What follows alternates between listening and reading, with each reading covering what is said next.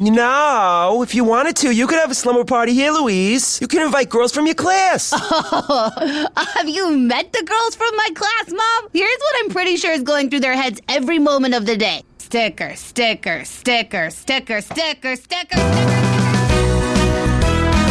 I just wanted to let you know about my study group. Oh, don't be a fuddy-duddy. I'll be your study buddy. I'm about to embark on one of the great challenges of my scientific career. This work right here is going to change history. I think this is going to be our greatest mission. I don't have time to study. I'll never get into Stanford. I got big plans for you tonight. I got maps, I got charts. I'm going to see you through this because my credibility is on the line. It's at this point that you'll want to start taking notes. Welcome to the Sitcom Study, the podcast where we contemplate the TV shows we grew up with and search for the truth and wisdom within the tropes and cliches. And tonight, we are staying up late. We got our flannel PJs or our skimpy negligee on, depending on how you, the listener, want to envision us. What are we talking about today, Amy? Please envision Jay in a skimpy negligee. That is awesome. Tonight, we are having a sleepover. Yeah, we're talking Slumber Party episodes. We gravitated to specifically girl slumber parties this time, but we're spanning all ages, from little tots to fully grown women, and we're going to have all kinds of overlapping activities. Sleepovers. I was a big sleepover kid, I will say. There was a point where I feel like between ages 10 and, 14, 15, I feel like my friend Dennis would sleep over my house, every other weekend, say. It was a very normal thing. We would have sleepover parties where I don't know if we did these activities, but there were definitely certain, sort of standard go-to things. What is your story with sleepovers? Yeah, same there. I mean, that was the social event of the week when you had either a friend sleepover or you were going over to somebody's sleepover party. I think my third grade birthday party was co-ed and everybody got to come. And then the boys left and the girls who didn't want to spend the night left. And then it morphed into a sleepover party. After hours section. Yeah. Yeah. Yeah, it's funny. Looking back on it now, there's something about when you're a kid and you're used to going to sleep at a certain time, having, basically the whole night, right? Because it's sort of understood when you have a sleepover, especially a sleepover party, you're sort of allowed to stay up all night or like really, really late. And that time just seems like it's going to go forever. And like you just all these different activities and all these like ups and downs and like it's going to be this whole adventure. And It's true. And it has shaped who I am as an adult because when I have a night that I don't have to get up the next morning, I am planning my own night. Just if I'm alone, if I'm with you, whatever, like it's a sleepover party. I'm like, okay, at midnight, I'm going to do this and I'm going to watch this show. And at 11, I'm going to have popcorn. And like I plan my nights like that. I'm very excited. I still love beating the night. Yeah. And I did do that for many years, and now as an older man I've returned to the womb. Now I'm like when you're a little kid and you're not having a sleepover. Everything gets wrapped up by 8 p.m. in bed by 10. That is what I have become. All right, what is our lineup? What are the shows we're watching? Okay, we're going to kick it off with Full House Season 4, Episode 4, Slumber Party. That's 70 Show, Season 5, Episode 13, Your Time is Gonna Come. Big Bang Theory, Season 4, Episode 8, The 21-Second Excitation. And Bob's Burgers, Season 4, Episode 9, Slumber Party. Yeah, so we're back with Full House, right? We talked about them on our very first episode. So we're in season 4. So this is kind of like square in the middle of the Full House world. Jesse and Becky are engaged. They're getting ready to be married. And the whole sort of thing that kicks this off is that Jesse's wedding announcement in the newspaper says that he's Jersey Katsopoulos. And so we get a running gag of everyone in the house coming and saying, hey, Jersey, right? Like that's such a low blow that they said he was Jersey. Well, I think it's more the low blow that he is excited to get press. yet because he is the boyfriend, fiance of the morning news anchor who is way more famous than him, he was looking forward to seeing his name in print, and he was saying his mom always saves all his clippings, you know, because he's a wannabe rock star. And they got her name right and his name wrong. He's like a throwaway. But yeah, it's Full House, so there's lots of stuff going on, A, B, C, D, and E stories. But what we're focusing on here is Stephanie, right? Little Stephanie. She's in the honeybees, right? This was during the time when the Girl Scouts were like this ubiquitous cultural presence that were constantly being referenced, and not only referenced, that were constantly a major plot point in movies and TV, but were very protective of their name and their image. So you had all of these different, it was never the Girl Scouts in the movies and TV. It was always my little, sunshine troop or something. Yes, the Girl Rangers or whatever. Yeah, so she's the honeybees. I have to say, their honeybee outfit is much cooler, I think, than the real Girl Scout thing. I like their striped, navy and yellow scarves and stuff. I think it's a very sharp sort of ensemble they've put together. I mean, it's amazing what happens when you have an award-winning costume designer picking out your cute little Girl Scout troop outfits. You've got somebody who does this for a living. I think about Troop Beverly Hills. Look how fashionable those outfits are when Shelley Long's character hired designers to redesign them. So the dilemma here is they're having a honeybees sleepover, a mother-daughter sleepover. Right. And of course, the whole premise of Full House is their mom has passed. And that's why they have this crazy household with their uncles. And so the initial plan is no big deal. Becky, Jesse's fiance, will take her. And that's a pretty, she's essentially an aunt. And so no harm, no foul. Your mom is deceased. Go with your Aunt Becky. Yeah, no big deal. And so the way this is all set up is we're in the kitchen right around breakfast time or mid-afternoon or something, because everybody's reading the paper like they're just getting up. But then Stephanie comes in having been at a honeybees meeting, and she throws her fanny pack at her dad, and she's like, the honeybees are stupid. Who wanted to be a part of them anyway? And then I'm fine, and stomps upstairs. And then, of course, we find out that it has to do with this sleepover party. And, Danny immediately, the dad, feels bad, like, oh my gosh, I can't do this with her, whatever.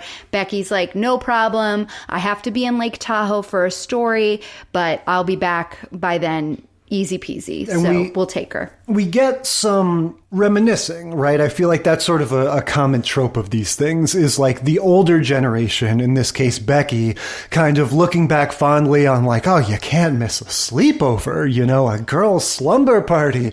You got your games, you got your hair braiding. Like it's all of these rites of passage that she's like, this is the same way that Linda is going to be later on in Bob's Burgers. Yeah. It's like, you cannot be a child and not experience this. And not have gone through that. So what is the difference then? So we did some hair braiding and we definitely played some games. I don't remember doing a fashion show for my family in the way that these, both of these sleepovers and Bob's Burgers and Full House will have a fashion show, but we definitely played dress up and just did that for ourselves. I very much remember my parents being happy to have my energy be focused on other people for the time that the slumber party was going on. And they were like, cool, you guys take over the TV or take over the back room. That's fine. We'll stay out here. Let us know if you need any more pizza. Yeah. What were your, you guys did, I'm sure, you probably played dress up, so I don't know. I can't make assumptions. There was a little bit of that. I mean, to be honest, not to be weirdly self-aggrandizing or whatever, but I would seize the opportunity to do creative stuff, to have your friends over for like 7 hours or something. I'd be like, let's make a song. We would record a rap song, or we would make little skits. Learn the dance. Yes, oh, definitely. We would practice dance. Yes, we would frame our way through our VHS tapes of MC Hammer and CNC Music Factory and learn the dances. I think that was probably a very common thing to do in the 90s. Okay, if we ever are able to get this podcast big enough that we can monetize it and start a Patreon, then extra content is going to be your grown-up version of those dances. Because ladies and gentlemen and non-binaries, I will tell you right now, this man, when he stands up in the living room and reenacts those dances, is the delight of my month. Yes, that is going to be a special tier with a very high price tag. So we would do those kinds of like skits and make songs and stuff like that. And then one thing that we did that we're going to see in at least one of these shows is prank phone calls. So maybe we'll talk about that when we get to it. That was something that happened when we were a little bit older.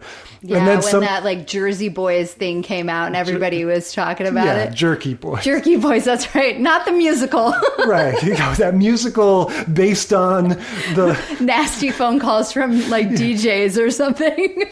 But no, when we got a little older than that, watching scrambled porn was a definite mainstay of boys' sleepovers in the 90s. But why as a group activity? That is what I will never understand. Because at that time, frankly, you were so young and innocent that you didn't even really get that, like, how useless it was to watch it as a group. And yeah. Oh, bro, I saw her boob! It was...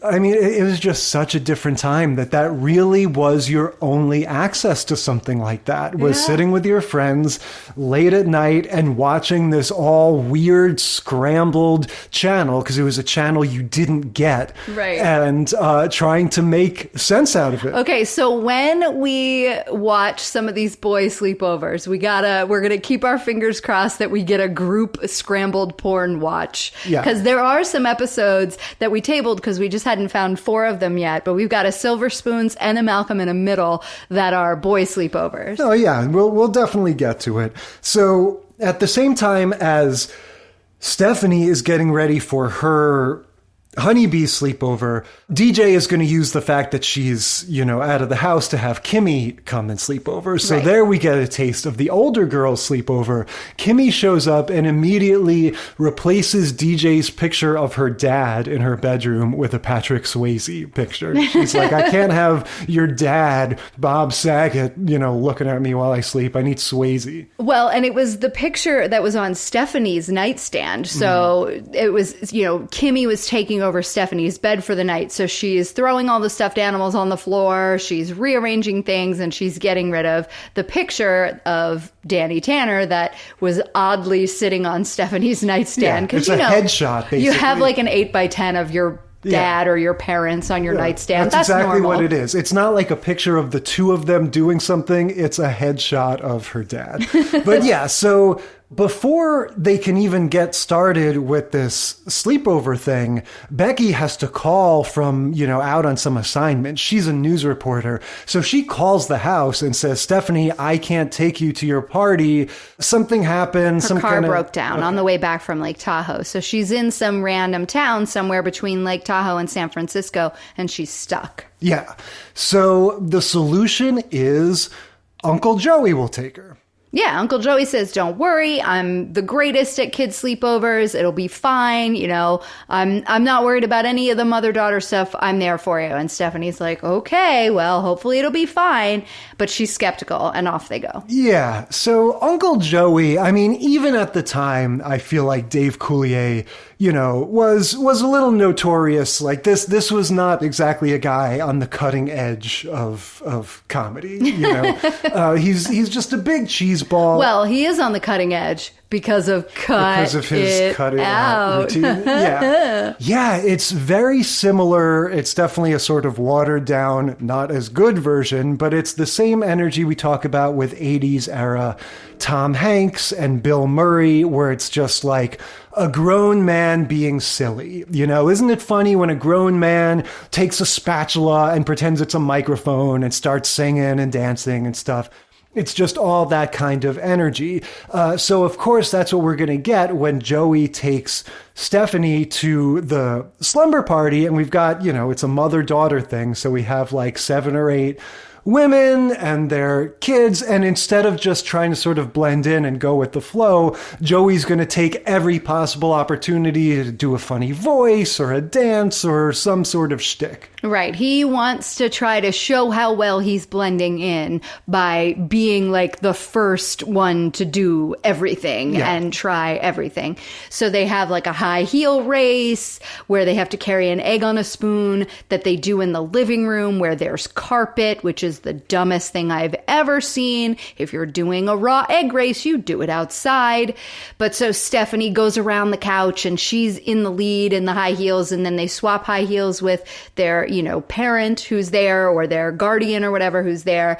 And then they take the next lap. And of course, all of the women, the moms in this have worn high heels before. So they immediately lap Joey, whose high heel is wearing an extra pair of high heels from the hostess. Yeah. And they don't fit. And he's like falling over and drops the egg, which doesn't break because I guess carpet, but still danger. Yeah, I think they would be okay with him not being particularly good at these activities, but it's that his unique brand of comedy is just falling flat. And again, he cannot just shut his trap and go with the flow. Like, he's making all these weird jokes and stuff. And yeah, it's just kind of like bringing down the room. And so I feel like, we get a taste of that. We cut back to the various like B through E stories at the house. We get some of Michelle dressed as a greaser, basically as a motorcycle dude because Uncle Jesse has taken her shopping. But what's the straw that breaks the camel's back in terms of the slumber party going wrong? So it's kind of leading up all in one, right? We get this, there's a few things that happen before, and then we get this egg race, and the egg race and the high heels, they lose, and, Stephanie is upset. And before that, like when they're saying, okay, moms, parents, guardians, adults, because they're trying to like, the mom who's running the thing keeps trying to make these accommodations for Stephanie as well, and sees how it's awkward, but hasn't quite, fixed her language to the mommy-daughter sleepover to, be more inclusive of all the kids. So first of all, like before we even get to answer your question, why are they having this in this Girl Scout troop? Anyway, if you know in your Girl Scout troop and you're a grown-up in your Girl Scout troop and you know that there's a child who lost their mom, you don't have a freaking mother-daughter sleepover. You do something else. So this is all the adults' fault and they're assholes. Full stop. Now, moving forward. So after the egg race, all the girls want to do makeovers. And so it's like, okay, girls do makeovers on your mom and moms do makeovers on your kid. And they're like, yay. And all the kids race. And Stephanie is kind of like, oh my God, Joey doesn't know how to do makeup. This is going to be dumb. And so she sort of looks at the mom who's in charge, and Joey kind of looks at the mom who's in charge. And the mom who's in charge is like, oh, girls, why don't we play a different game? And the girls are all like, no, why? We don't want to. And Stephanie goes, it's because of me. Right. And runs out and runs home, like down the street, runs home. Yeah, no, she literally leaves the room, and it cuts to her walking into her own front door. But yeah, I really feel for her, and I relate to this feeling a lot, because this is what happens to me. I'm a notoriously picky eater, and there are certain cuisines that Let's go out for sushi. Yeah, are just not an option. And so it's like, as much as I really don't like to go to those places, anytime I get the sense that there's a group decision being made to accommodate me, there is that sense of shame or embarrassment. Yeah, and so Stephanie storms back home and is like, screw it all. I never wanted to be, she's a big fan of the sort of sour grapes mentality. Her go-to move is to always say, I never wanted to be in the dumb old honeybees anyway. That's right. I'm out. Peace. And she runs upstairs again. And Joey, of course, feels really bad. He was making an effort, but it was always going to be awkward. And everybody's just doing what they can. You know what I mean? It's a shitty situation. And so she goes running upstairs and she yells at Kimmy to get off of her bed.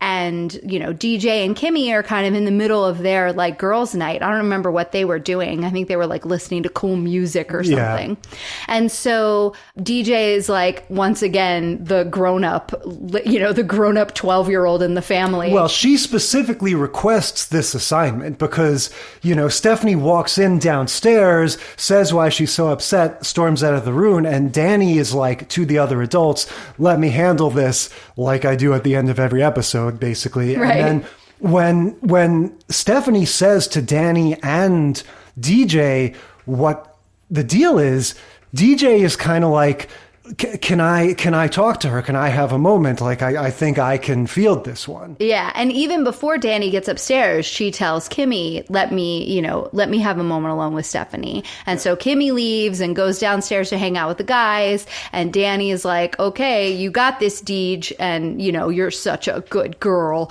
And he goes downstairs. And then we get a heart-to-heart sister moment, which is really very touching. Like, they did a really good job with it. It does pull at your heartstrings. Oh, yeah.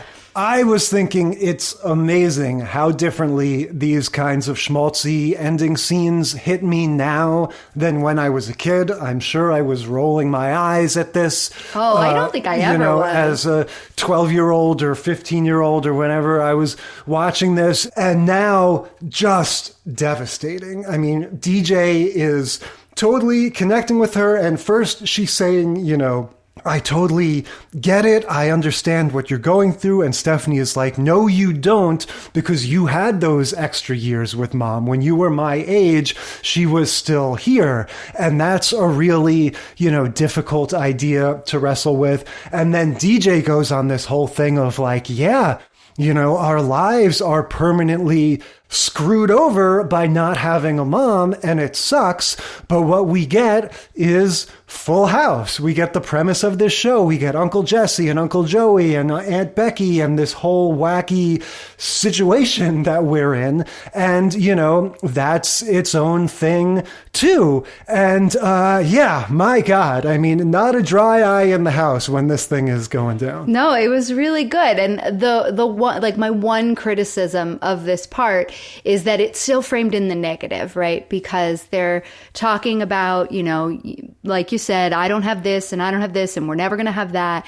And when DJ comes back, instead of saying and what she really is saying is that I look at all the things we do have and I'm happy for all the things we do have. But the way she phrases it is, I look at all the things that we have that other people don't, which is, I'm like, man, it's not about other people in this moment, but whatever. She's a kid. It's fine. But it is like, to me, that's crappy writing. Like you should frame it in the positive. And because it's not about what other people don't have. It's about what you do have. It's about your house and your heart being full because of all these lovely people that are in your life. I think it's a good point, but I also think there's something to be said for DJ just trying to meet Stephanie where she is and saying, you have all this jealousy, all this envy for these other kids, and it's understandable, but there are things about your life that they could be jealous about. Yes, absolutely. And even that is a more positive framing than the way it was said. But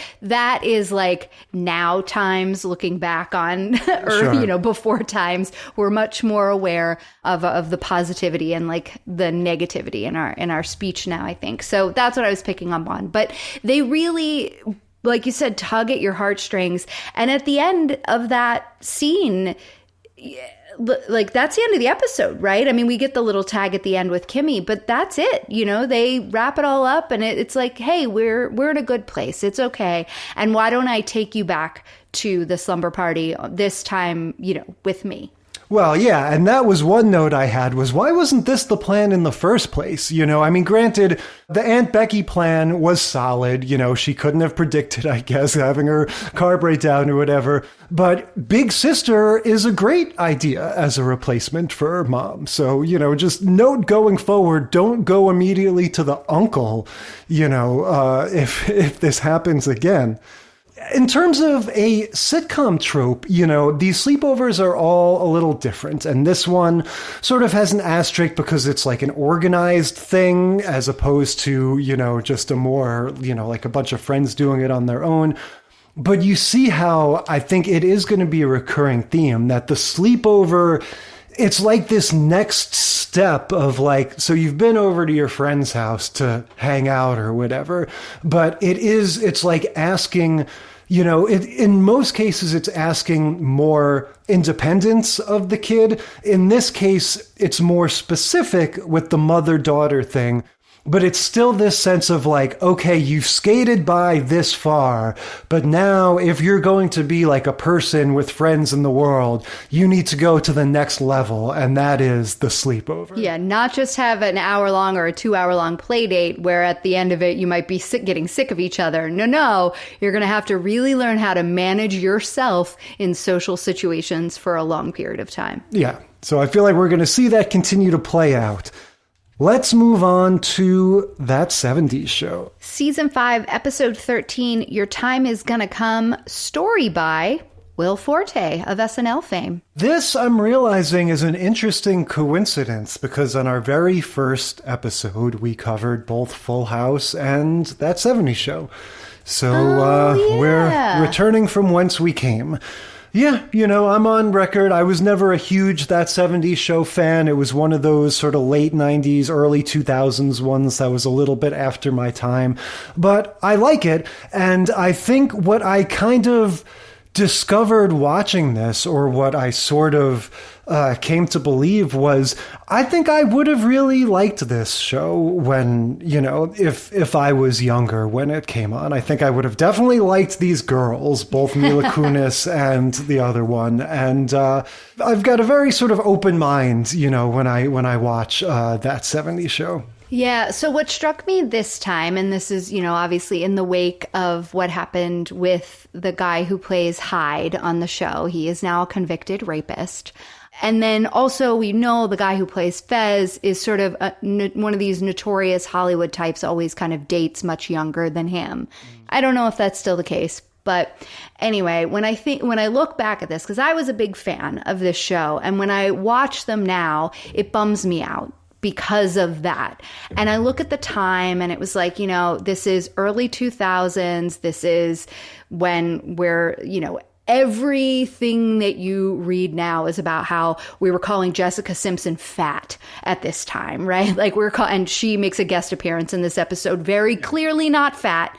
You know, there was just this like heroin chic. You had to be super, super skinny. It was all the like male perspective and the male gaze. And I was a young woman at this time and felt very empowered in myself. And now as I look back at the choices I was making and the things I was wearing and like what I was doing, yes, absolutely felt like I was making my own choices, but also recognizing that everything that I valued in terms of what was cool in media was chosen for me by generally straight white men. And so because I didn't have a breadth of what was cool or could be cool from so many different voices, because the access to interesting popular content ran through one channel, I made different choices and different decisions. And so when I look at this show, to me now, it is this time capsule, and not in the way it's trying to be of like, you know, early 2000s looking back at that, the 70s or whatever. It's this time capsule of that time where women my age in our early 20s, we only existed through this like lens of the straight male gaze. Anyway, and then watching these men who have, now we know how very problematic and criminal their behavior was at the time, and they continue to engage in. It's sad, it's sad. And I think about people I've known in my life who have made bad choices, like the men in this show, to go on and do stupid ass things because they thought that that's how you could treat women. So this one's hard to go back to. I love this show so much. I loved it when it was on. I still think it's very funny, but it's like every time it's not funny, every time it's just normal, I can't help but think that. And that's a bummer. Is it the sense of humor of the show, or is it purely the off-screen, It's a little bit of both. I mean, I definitely see a little bit, this isn't like one of those feel-bad shows that we talk about like Married with Children or Unhappily Ever After. But again, like you're saying, because of the time it came out and everything, because of who's making it, it's got a little bit of that. It's got the same thing you see in the Friends episodes where it's like, oh, it goes without saying that all these guys want to bang all these girls. And there's always going to be these little like, I'll do it if you show me your boobs, like all of those kind of jokes and stuff. Right. And the gender roles thing that still existed in the 2000s is present in this show, and they lean into it even harder because, hey, it was the 70s. They were even worse. Well, and that, I will say, the 70s aspect of that 70s show always gets lost in the shuffle to me. It's like the guy has weird hair, their dad... They wear bell-bottoms. Yeah. Oh, wait, we were wearing them then, too. It really is like, a sort of retro milieu to the clothes and the hair. But besides that, it just never, the way they talk, I feel like they forget to have any like 70s slang or vernacular in the way they talk. And so, it always just kind of escapes me that I'm even watching something that's supposed to be in the 70s. Yeah. And I think that probably is a writer's choice though, right? Like I think they didn't write that kind of stuff in unless it was like them being funny and making a joke about it. Because these are not the cool kids, right? These, I mean, other than maybe Jackie, right? But like, these are the nerds in, so they definitely wouldn't have been like hip to the best slang or whatever. But I don't know. All of that being said, we get great guest appearances in this episode. We've got Jessica Simpson doing her early 2000s thing, playing a dumb blonde, because that's all anybody would let her do. And then we've got Betty White being hilarious as Kitty's mother and Eric's grandmother. Yeah. So Jessica Simpson is basically the whole sort of catalyst of this story. She's Kelso's new girlfriend, right? Kelso is Ashton Kutcher.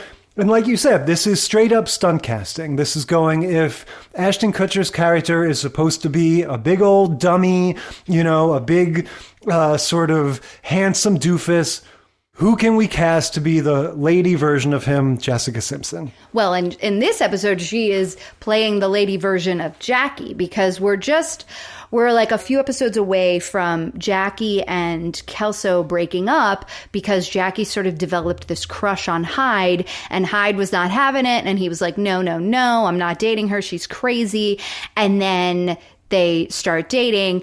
And so they've been dating for a little while, and Kelso was kind of all heartbroken at first. And then a few episodes before this one, they went on a road trip to California, or they were out for a vacation or something in California, and met Jessica Simpson. And so then this is a few episodes later, and he has now got her on a Greyhound or something so that she's coming to visit in Wisconsin. So she's there, she's meeting Jackie for the first time, and Jackie's not having it. Jackie hates her from jump, and everyone's like, that's weird. Jackie's dating Hyde, shouldn't be jealous of Kelso's new girlfriend. And so Kelso's like, hey, Donna, you need to let my new girlfriend Annette sleep at your house because she doesn't have a place to stay.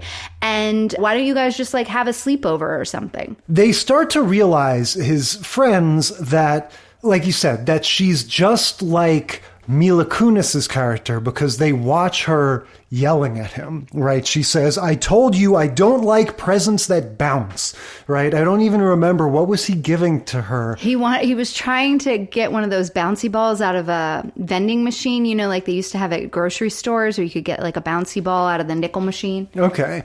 So Eric and Donna are watching all this and going, she's just like Jackie, Mila Kunis.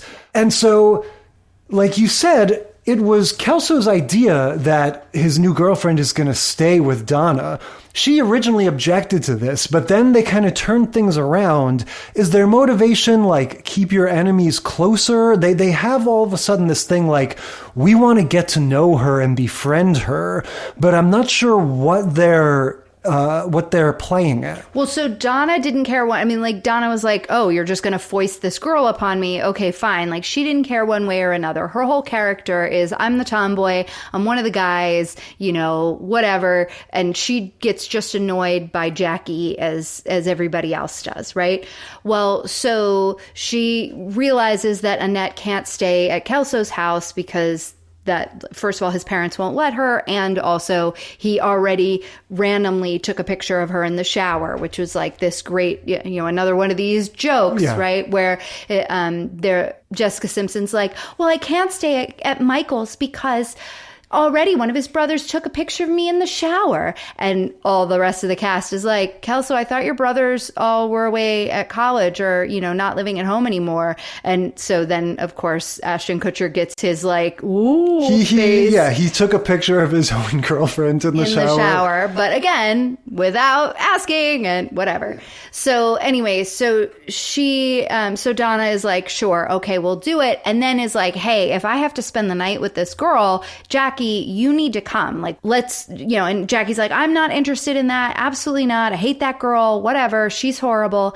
And Donna convinces her by saying, hey, we can make fun of her. We can whisper and giggle and be like, and when she asks what we're talking about, we can say nothing. So Donna's trying to appeal to Jackie's sensibilities by saying, come on, it'll be fine. If you come over, we can just make fun of her together. So that way Donna doesn't have to be alone with her because she doesn't really want to hang out with her all night long.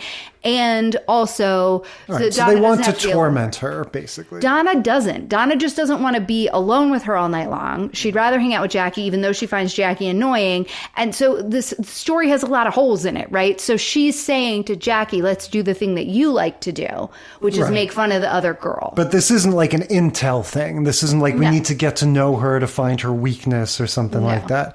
Okay, so the slumber party aspect of this is relatively brief, but it is significant. And what is fun about it is we get two slumber parties because we get the real one, but first we get the guys' fantasy sequence of what their slumber party is going to be. And I have to say, I can tell already you were not tickled by this. It was funny to me that it's like they share a fantasy and Kelso has the power to fantasize for all of them. He goes like, Fez goes like, oh, I can just imagine what their sleepover party is like. And then we start to get the dream sequence, like wavy lines. Yeah. And Ashton Kutcher goes like, no, I got this. And so like he stands up as though like he is going to provide the fantasy for all of them to experience. Well, sure. If he's telling it out loud. I guess that's what it's supposed to be. Yeah. He's describing the fantasy. So yeah, we get a fantasy sequence. Say what you will. It's obviously, you know, making fun of this notion of this is what a girl's slumber party would be. They're wearing these skimpy negligees, and one of them goes, I want to practice kissing, right? And that's basically like where it kind of, you know, that's where it cuts because they're all so happy that the girls might be kissing. I mean, I know this is a long played out joke, right? Like you even made it at the beginning. This is what are girls' sleepover parties are like. Oh, they're pillow fights and bouncing around and wearing next to nothing. And it's like, no. Yeah. And then the show shows us the reality, which is they have their flannel pajamas and they're just sitting around talking. Yes. Well, they're in their flannel pajamas except for Annette, who's in something a little more skimpy, and they're sitting around talking. And then there's this switch, right? Because Annette and Jackie realize they have something in common and they become friends and start giggling and laughing and making fun of Donna, which is what always ends up happening to Donna anyway. She just can't seem to like make friends with girls, really. Yeah. Now, there's another subtrope of the sleepover party in sitcoms, which is the spying on the sleepover party. This happens in Saved by the Bell, and it happens here. The guys spy on the girls' sleepover. Yes. And nothing really comes out of that. They don't get caught. I mean, not until later, and then it's just a dirty look or whatever, but they don't get caught. But the grandfather, Eric's grandfather, in the meanwhile, what's been happening with the adults is Kitty, her parents have shown up randomly, unannounced. And she has this really contentious relationship with her mom. Her mom can never say anything nice to her. And her mom is played by Betty White. And so the grandfather, her dad, comes out, sees the boys peering over the fence and is like, hey, what are you guys doing? And they're like, nothing. And so then they all scurry inside.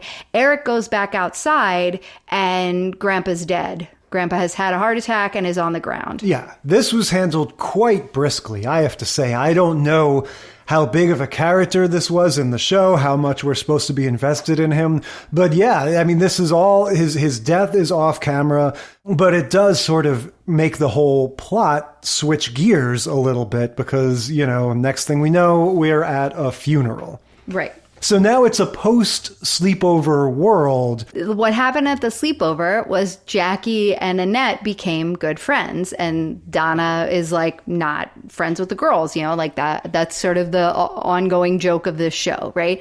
And Jackie has declared, I'm no longer jealous. I was a little jealous, but that's just because it was weird to see Michael as someone else. But I'm not, because Annette's great. And that's, yay, all is fine. And so she's happy with Hyde and everything's fine. And then there's some other things going on with the parents and whatever.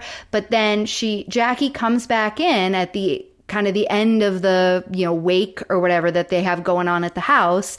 And Annette and Kelso are making out. And Jackie screams from the front door while Hyde, her current boyfriend, is watching, "Get your hands off my man." Right. And storms out of the room. And someone says something like, but Hyde's right over there or whatever. So is this resolved? No, it sort of switches to a little bit of the mom's story of her dad having just died. And I have to say, I mean, I did not expect this to be such an emotionally exhausting lineup between these first two shows. Betty White isn't grieving the way that Kitty thinks that she should be, and she keeps, barking orders and insulting Kitty. And Kitty is just like, trying to make this whole, after funeral dinner thing happen.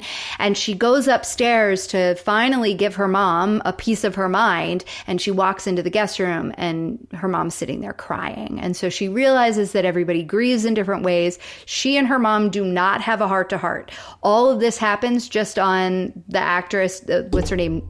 Deborah Jo Rupp, that plays Kitty. All of this happens in her face. So we see Betty White sitting on the bed crying. We see Kitty see her, recognize that, people grieve in different ways and I should give my mom a break. She doesn't have to grieve just like I do.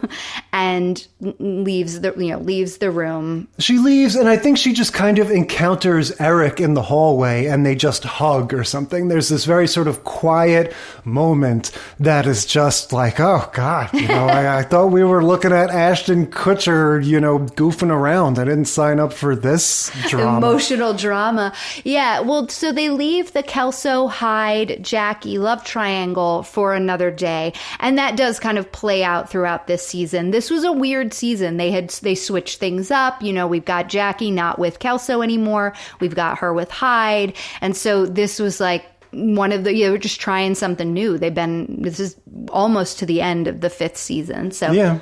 But in terms of tracking the trope, we do see clearly Slumber Party as bonding experience, right? This is a way to upgrade your relationship. And like we said, even sort of shift the alliances and kind of, you might leave with a different partner than you showed up with. Who knows?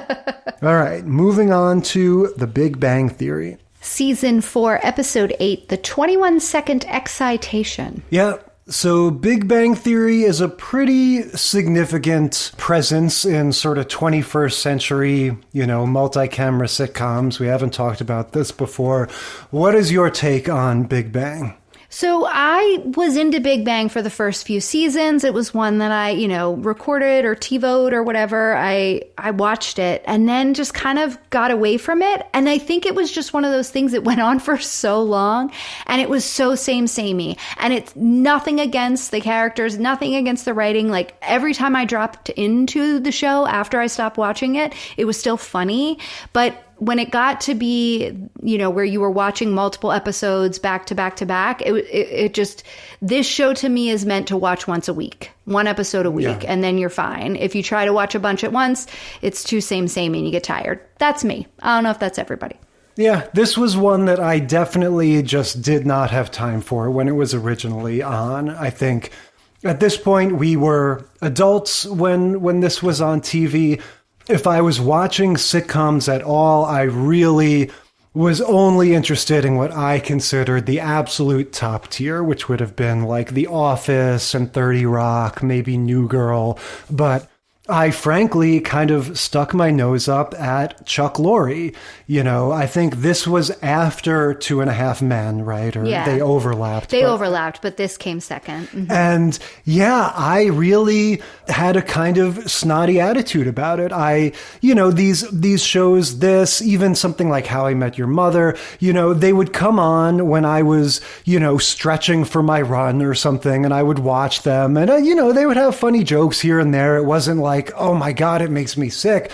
But I just kind of thought of it as like, oh, they probably watch this in Nebraska or something, I just kind of thought I was, I just thought I was kind of too good for it. Like, this is just, again, this isn't like if sitcoms in general are a little dopey, then I'm only going to watch the really, really good ones. I mean, okay, I can understand that perspective. And Jim Parsons is phenomenal. He's the one who plays Sheldon.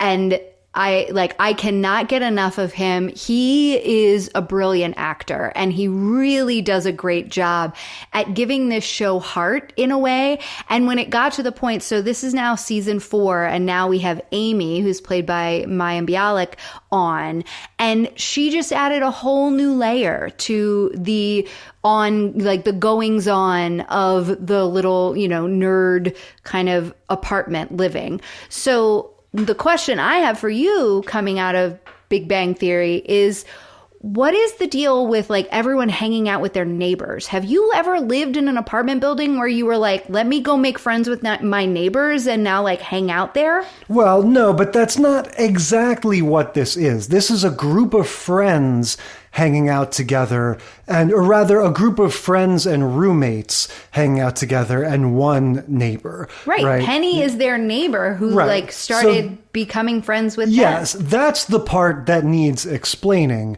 And that's sort of the premise of the show that you need to buy into, is why Penny hangs out with them. But it's not as though the rest of them are just random neighbors that decided to be friends. They're all friends and colleagues. No, they become an extended friend group because of this central apartment where everyone's kind of hanging out with Sheldon and Leonard. I think it's very much meant to be, let's take Friends and fuse it with a little bit of a sort of modern day Revenge of the Nerds type thing. Friends if they were PhD and postdoc researchers. Right. What I will say is that watching it now, I really like this. I thought it was really funny.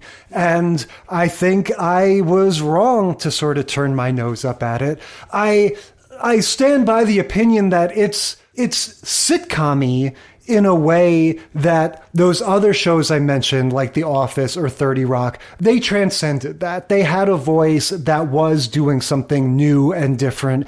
And this is a little bit more like, let's do a sitcom about a bunch of nerds and stuff. But nonetheless, it is funny. And yeah, Parsons obviously is, the huge standout and the big sort of lightning in a bottle of this show. But all of them are really good. Yeah. Kaylee Cuoco is really good. She's an excellent excellent sort of foil to them. And you can tell, like she's good looking, but it's not like they just hired some supermodel or something. Like she has a really interesting look and presence about herself that has a whole sort of eccentric vibe to it. So yeah, I'm here to say, Big Bang Theory, I welcome you into my life with open arms, and I'm sorry I, was so skeptical. Yeah, so one of the things that I love about Big Bang Theory is one of the same things that I love, surprisingly, about Archer. And that is the throwaway references that are like meant to be above your head unless you are, studying the same types of things in the minute detail that these guys are. They're almost always accurate. And if you look them up, it's hilarious. And we get a ton of them in this. So we get Amy, who's played by Mayim Bialik. We get Amy Farrah Fowler mentioning the Miller's Tale, which is a really dirty Canterbury Tale. I knew that from my own life. Yeah. And we get, and then of course, all of the Indiana Jones stuff, which I'm sure you totally were into. How much of that was accurate? I'm going to guess all of it. Tell me about the submarine conundrum and the 21 seconds of the extra footage. Is this all real? I don't know about any 21 seconds of footage. What I was thinking is that, and I know I'm always going off about my conspiracy theories here, this was more corporate synergy. Like just, it makes perfect sense that these guys would be into Raiders, and there's constantly screenings of Raiders of the Lost Ark. You and I went to one. But the way that you see the poster of this new edition of Raiders of the Lost Ark like 17 times in this episode, and it ends with this funny little tribute where they're using the music, which you would only be able to do if you either paid a lot of money for it or were in this sort of corporate branding, hand washing kind of thing. So, I don't know. I just kind of got the impression like there must be some sort of new DVD version of Raiders, or even maybe a new theatrical release of Raiders going on at this time. But yeah, the story does all sort of hinge around this screening of Raiders that they're going to go to. This is all a MacGuffin, in the style of the Indiana Jones movies, to get to the idea that they need to camp out all night. They need to camp out for tickets. Right. Well, or they camp out to get a place in the theater, because it's one of those like midnight movie showings. And so Sheldon's all upset because they aren't there at 5. They went out to dinner first. And so they leave, around 6 or a little after 6, and they get there and there's already this huge long line, and Sheldon just keeps saying, "I told you so," or "I informed you thusly," as he puts it. Yeah. And we also get a running count of him getting or not getting sarcasm, which is an ongoing joke for him because he's on the spectrum. So sometimes he can't pick up on sarcasm. So yeah. And then we get a guest appearance by Wil Wheaton. Yeah, Wil Wheaton was always showing up on this show. He was like one of their nemeses, I remember, just from even my casual watchings of it. Sheldon's nemesis, for sure. Yeah. Sheldon is very funny. I know it's like, sort of goes without saying, he was the whole, sort of centerpiece of this show. But as somebody who has these sort of mildly autistic qualities, I really like characters like this. It's this sort of wish fulfillment, I think, for those of us who have a lot of these struggles. It's fun to watch a character who's just one step further. So instead of just struggling with small talk, they completely reject it, which is what we wish we could do, and all kinds of things like that. And so, yeah, like you said, Jim Parsons just being this very singular actor and having that weird voice and that very interesting body and everything, like he's a perfect match for this character because he makes it not just your sort of obvious take on it. Yeah. One of the things I wrote down, he's talking about how he never watched the Thriller video all the way through because he finds zombies dancing in synchronicity implausible.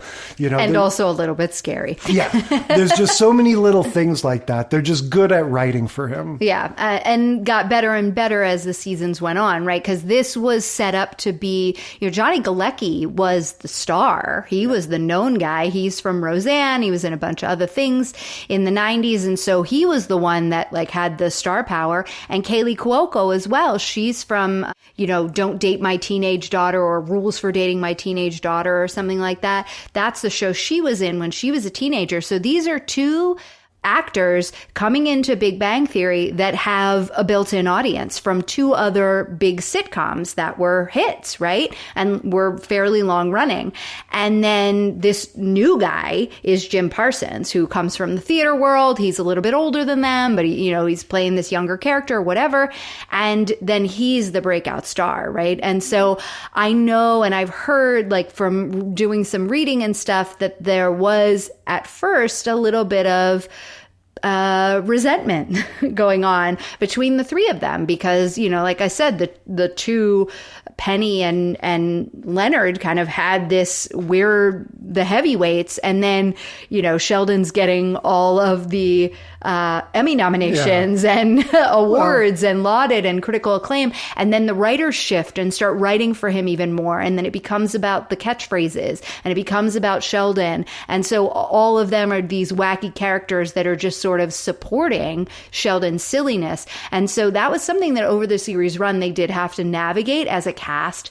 And they came together on multiple occasions to, say we're in support.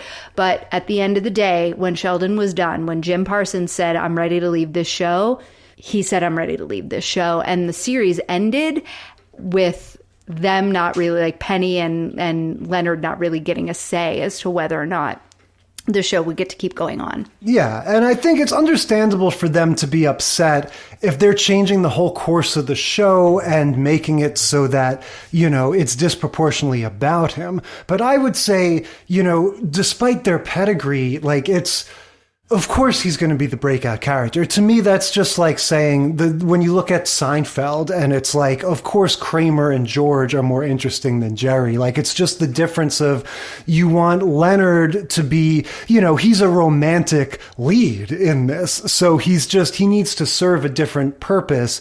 And then Sheldon is your one that you can go really extreme with because at least initially he's in his whole other world. But to your point, there's so much interest in him that it's like, we're not content to just have him be the weirdo. Now he needs to have his own romance and everything. Yeah. Ergo. And I think they did right by it. They did right by that by bringing in the other characters, making more of Raj and making more of, what's the guy's name? Howard, right?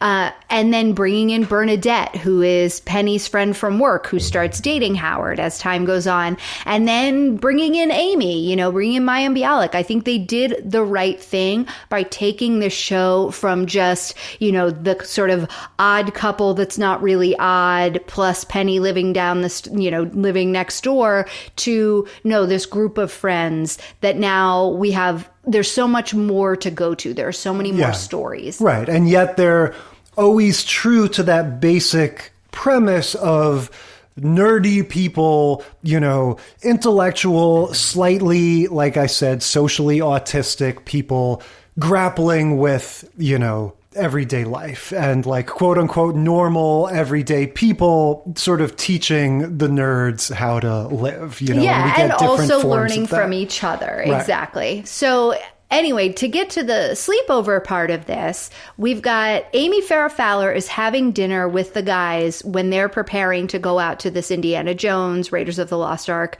midnight showing.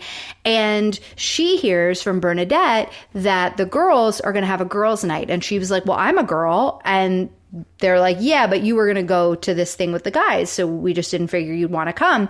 And so she was like, nope, I'm getting invited. So Penny is usually a waitress at the Cheesecake Factory. That's where they were having dinner. That's the outside setting that they normally use when they go to restaurants in this show. But Kaylee Cuoco had a broken leg, so she was seen seated in every one of the scenes that she's in. And in this episode, she was the bartender, so she was behind the bar, so she could still be, have her leg propped up. And at the very end, when they have her running out and into her bedroom, that's a body double because she can't walk. Yeah, Amy Farrah Fowler invites herself basically to the girls' night. Right? Yeah, which at first is just going to be a girls' night, but then once they're there and they're drinking wine, they're talking about what are we going to do next? Do you want to go out? Do you want to stay in? What do you want to do?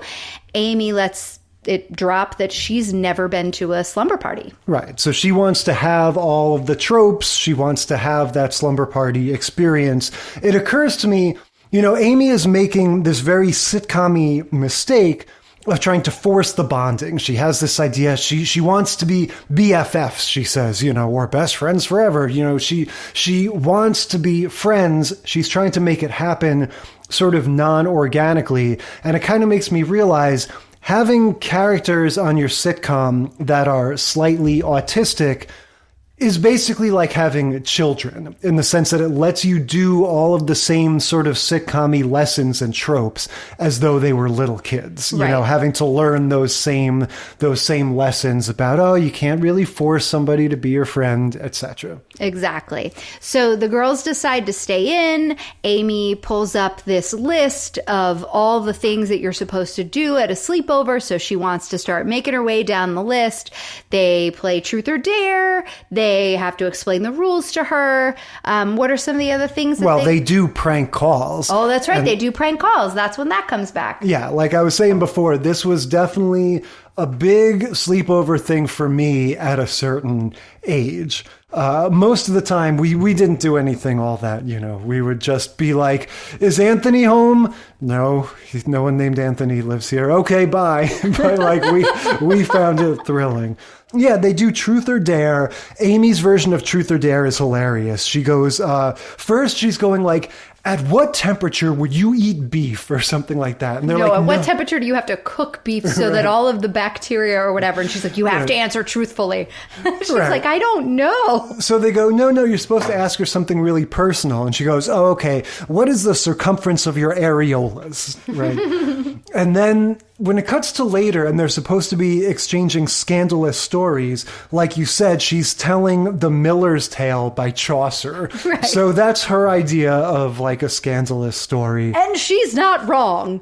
Yeah, I mean, But she's telling it in like this Old English style. So that was funny because they were like, what is happening? Yeah. Meanwhile, the boys are they end up sort of living Raiders of the Lost Ark because Sheldon steals the film print and they get chased by a mob of angry moviegoers, kind of like the mob of, I don't know, indigenous peoples that chase Indy at the beginning of Raiders of the Lost Ark. Oh, okay. That's what that was. I guess that's why they played the music there. I'm not enough of an Indiana Jones person to like get all of that. So then the last thing we get in the slumber party is they're looking at the list on the phone and Mayim Bialik says, oh, well, this says you have to engage in some experimental casual lesbianism. And Penny has already run out of the room because they had been playing Truth or Dare and she said truth and they started asking her about her friendship with Leonard. So earlier in the series, Penny and Leonard dated and now they've broken up, but they're still really good friends. And the question is like, well, why are you still hanging out with him? Why are you guys still so close? And Penny's like, I don't want to play anymore and storms out. So then the thing about the lesbianism happens and Amy Farrah Fowler goes into the bedroom and is like, I got this, and accosts Penny. And so we just hear from the other room like, Amy, what are you doing? Yeah, and that's kind of it. So this is a pretty good one in terms of like the slumber party, mainstays. I mean, we get the Truth or Dare, we get the sort of, the scandalous stories of various kinds, we get the drama with her storming out, the prank calls. Even though it's about adults, it kind of fits in pretty well. Yeah. Moving on to Bob's Burgers. Season 4, Episode 9, Slumber Party. Yeah, this one, when we started talking about sleepover episodes and we started leaning towards girl sleepovers, I was campaigning for this episode of Bob's Burgers. I remember this as a good one. It's a Louise episode, and... So it's gotta be good, because she's hilarious. Yeah. Louise is just so indomitable, and I remember this as one of those classic episodes where it's sort of like her against the world.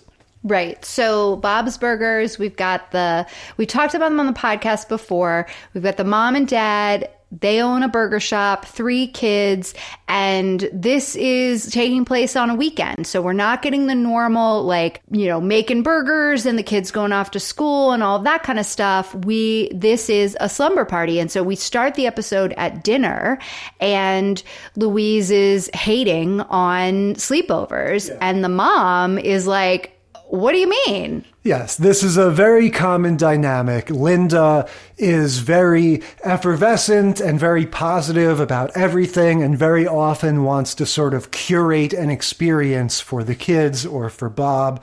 And Louise is the total too cool for school, doesn't want to do anything. And so we get this sort of stalemate all the time. And in this case, Louise is, say, oh God, why would anybody want to do a sleepover? Somebody says something like, what's wrong with a sleepover party? And she goes, oh yeah, and while we're at it, what's wrong with diarrhea? She's just gleefully hateful of the idea of a slumber party. Right. And her main reasoning is that the girls that she goes to school with are completely empty-headed. She says if you looked inside their brains, I'm fairly certain what you would hear on loop is stickers, stickers, stickers, yeah. stickers, stickers. This is, yes, one of those hilarious Louise sort of observations. It's like, yeah, girls my age, they think about nothing but stickers.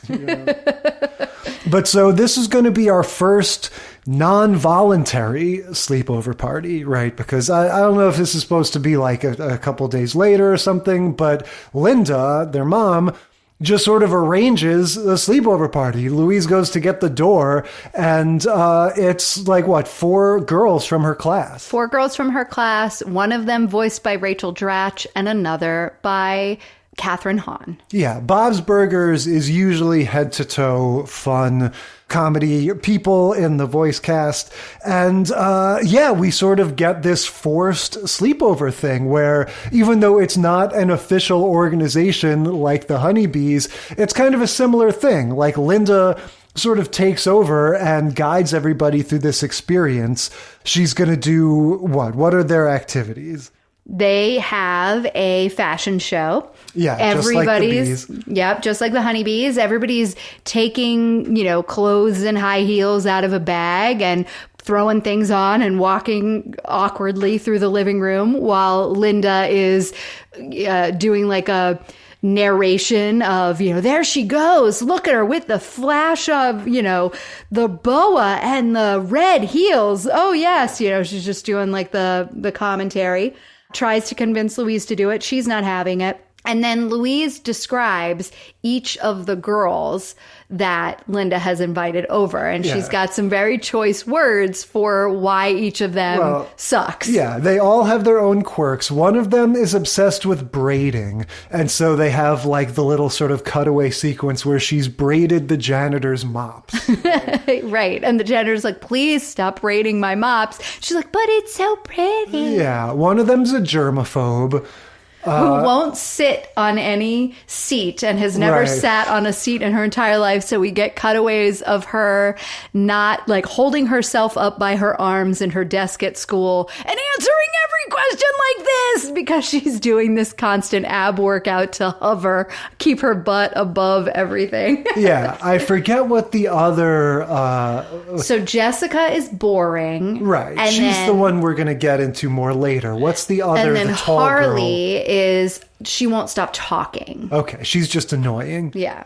Okay, so there's sort of a plot twist, a little seed laid where Jessica decides to go to bed much earlier than everybody else, right? She says, oh, I'm off to sleep, and everyone kind of... My bedtime's 8:15. Right. Linda says, yeah, it's only 8 o'clock, but yeah, she goes off to bed. So Jessica goes to bed, and she calls them into the kitchen to do tie-dye.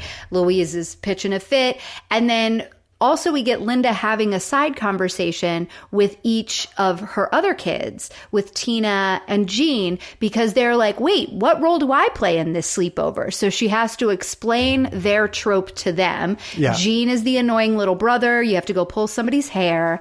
And Tina, the older sister, is like too cool and doesn't want to be a part of it. So she keeps like leaning against the wall and being like, oh man, I really wish I could do some tie-dye, but I'm too cool for that in her weird way. Exactly, which doesn't fit with Tina's personality at all. Of course, she's anything but aloof.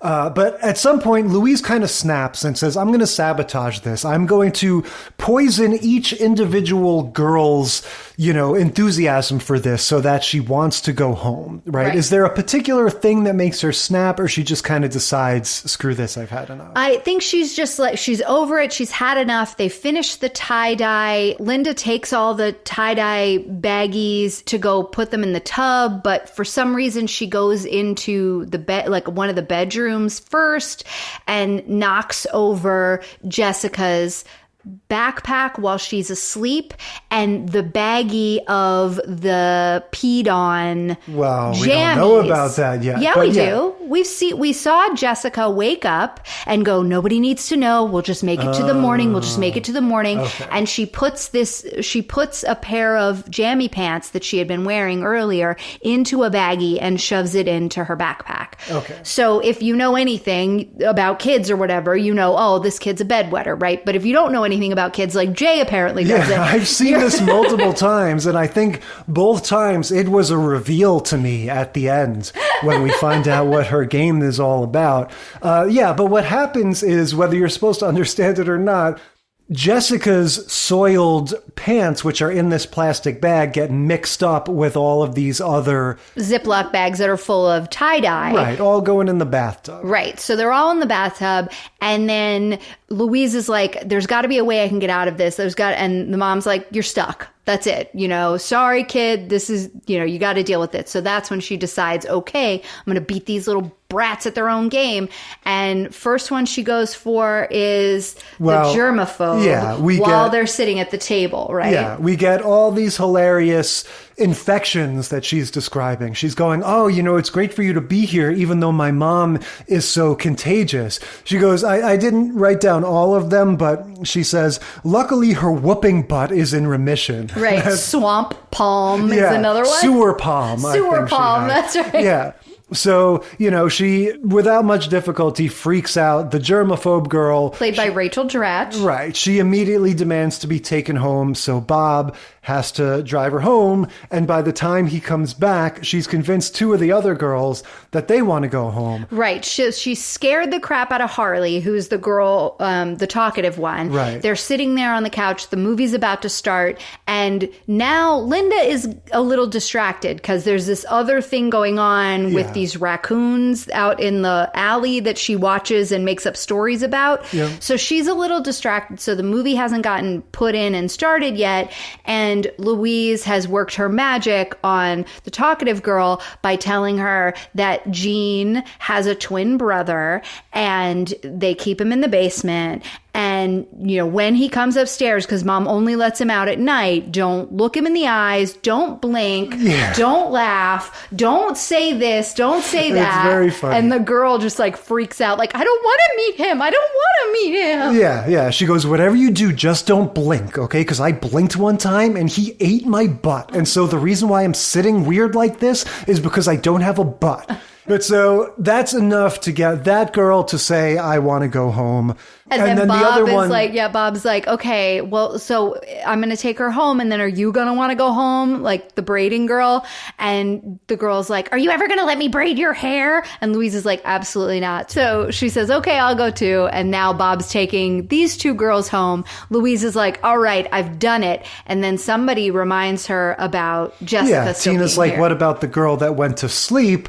So Louise is like, okay, no problem. She goes to find Jessica and she sees Jessica has abandoned her little sleeping bag or whatever, and she's left Louise's little Tamagotchi walkie-talkie there, and she starts communicating with her, and they have this thing, it's kind of like Speed or something, where you're like sort of talking to the madman on the phone or the radio. Yeah, except for they're both the madmen. Yeah, and it's great. Louise just, the whole attitude that she brings to these kinds of situations when she's really angry, but she's also sort of reveling in the challenge, and she's like, okay, you want to dance? Let's do it. Like it's so funny when she gets like that. She's like, do you understand what is going to happen to you when I find you?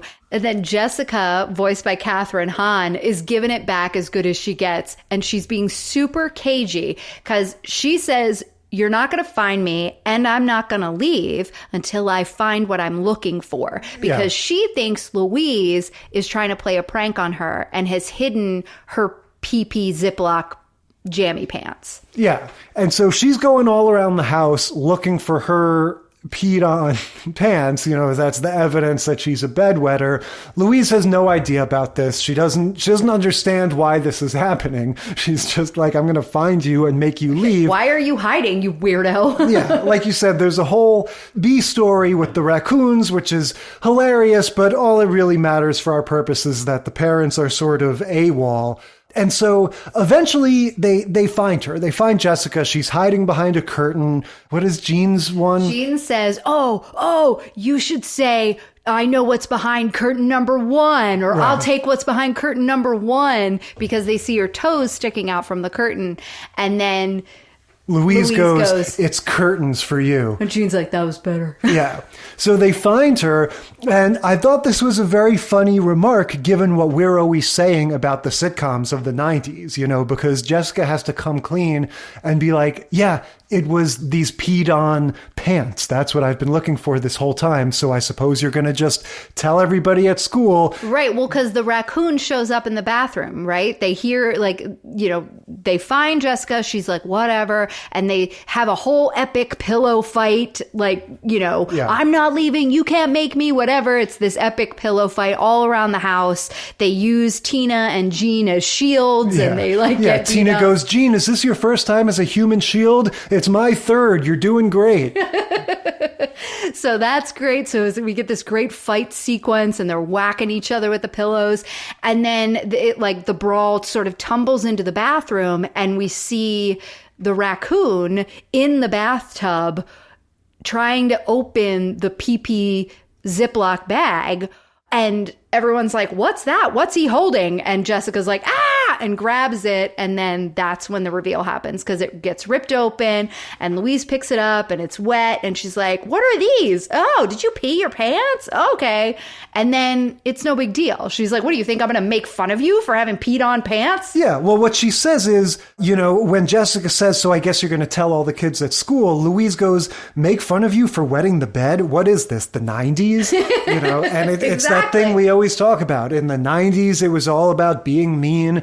And Bob's Burgers is one of the best examples of these 21st century sort of feel-good show, where it's funny from eccentricity and absurdity, but it's got a nice sort of spirit to it. And so, Louise is like, don't worry, your secret's safe with me. And then they're sitting on the couch because they're waiting for the dad to get back so he can take Jessica home. And they start bonding a little bit. I mean, they've already bonded over their both being very mischievous and deviant, I guess. And then they realize they also have the thing of like a crazy mom in common. So Louise is like, why would you even come to sleepovers if you wet the bed? And Jessica's like, my mom makes me, whatever. And then Louise compliments her on her plan. Like, so that's a really good plan. You go to bed early, then you wake up and hide the evidence and then go back to sleep. And then that way you never get caught. And she's like, yeah, it's always worked until now, So then they sort of bond over, Louise is like, I have a crazy mom too. My mom made me do this. And then she decides to stay. And Louise says she doesn't have to leave. Yeah. Again, a kind of common dynamic of Louise sort of against her will having a normal, healthy, growing experience and sort of going like, bah, humbug, I don't want to do that. And then ultimately realizing like, I'm kind of just like everybody else, and sort of softening a little bit. And again, a really good one in terms of following those tropes and seeing, we've got Linda, just like Aunt Becky back in Full House, going like, if this is going to be a girls' sleepover, we got to get the stuff, we got to do the things. I love that a movie about twins in the 21st century, that's become part of it. And they had red hair, just like the Mary-Kate and Ashley Olsen did. And it was like, what do they call it? Twincinnati? Yeah. And it's sort of referencing them, referencing a little bit of that Cody and what's his face, the Sweet Life, Life of Zach and Cody. Yeah. There's just so much of like, it's got to be twins if it's entertainment for kids movie, for some reason. Yeah. But so, just kind of hitting up on all those little tropes and traditions. It was really fun. And again, you get that thing of bonding, of the rite of passage, of you sort of bond on the deeper level. You get all of that. So what do you think about this theory? I have this sort of working idea. I haven't fleshed it fully out yet, that the reason everyone loves Louise so much is because she is the epitome of what a Gen X kid wishes they would have been like when they were growing up. Because she's just completely apathetic and misanthropic. I mean, it's kind of like what I was saying about Sheldon. Like that aspect of wish fulfillment, I think, is in any character that's like that. Any character that has a lot of audacity. Larry David, right? The fictional Larry David does all the things that most of us wish we would do or wish we would say instead of just thinking it, See, I think that guy's a dick. Well, I think it's both. I think it's a little bit of both. But I think that Louise very much has that wish fulfillment aspect to her. And I don't know, I think just they do such a good job of writing for her. And I think it's the funniest thing to me. Like the funniest parts of the show with her are when people are afraid of her. Like when Bob is afraid of her because he's like, there's an episode where they're going to give her bedroom to Gail, Linda's sister. She's going to either have to share with her or share with one of the other siblings. And when Bob presents that idea to her and you just watch her twitching and you watch Bob, dreading having to present this news to this little kid, like that to me is what makes it so funny. Her outrage, So I don't know. Going back over these, this was a really solid lineup to me. I think, like we were saying, those first two were surprisingly emotional. And then, this one even Bob's Burgers was a little heartwarming there at the end with Louise making a friend, Yeah. What the latter two have for me is just both being really funny, like a lot of laugh out loud moments for me. Like I said, not only Bob's Burgers in general, but this particular episode of Bob's Burgers was always a favorite of mine. So, it's not a surprise that I liked it. To me, The Big Bang Theory is the one that really kind of came out of nowhere and won me over. And now, I'm like, this is great, let me put on Big Bang Theory in the background when I'm working. That's, I like that it's, like I said, it's not those next level sitcoms, but they're all really good. And, it definitely had fun with that trope as much as any of these. Yeah.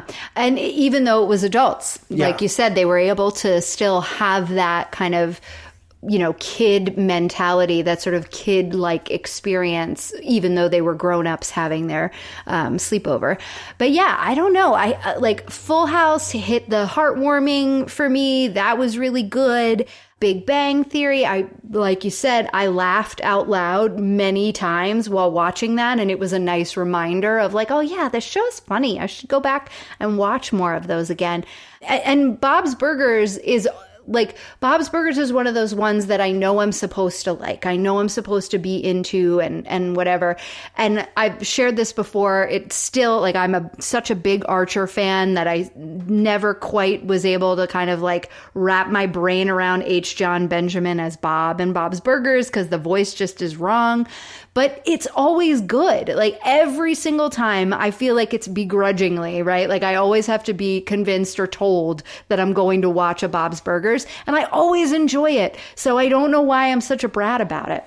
Yeah, we all have our prejudices, but yeah, they're all really solid. Like we say about some of these tropes, when it's taken from real life, it's just got a whole different feel than when it's a trope like getting bopped on the head and becoming a different person. You know, when you have those experiences that you can actually compare it to and have it actually like resemble them. Well, it makes me want to have a slumber party. Like, I want to have a sleepover. You need to go find somewhere else to be. I'm having girls' night. No problem.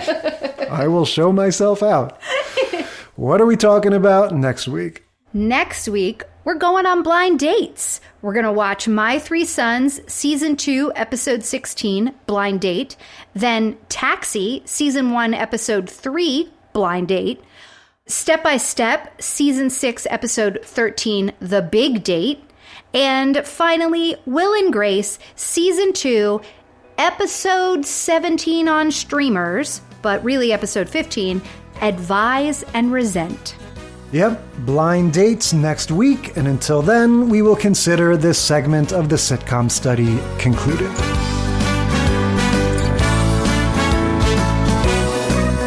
Thank you for listening to the Sitcom Study. Tell us what you think or share your own TV tropes and topic ideas by sending a self-addressed stamped email to sitcomstudypodcast@gmail.com or find us on Facebook or Instagram. And if you like the show, consider leaving a rating or review on your podcast app. It helps us boost those precious Nielsen ratings. The Sitcom Study is recorded in front of a live studio dog.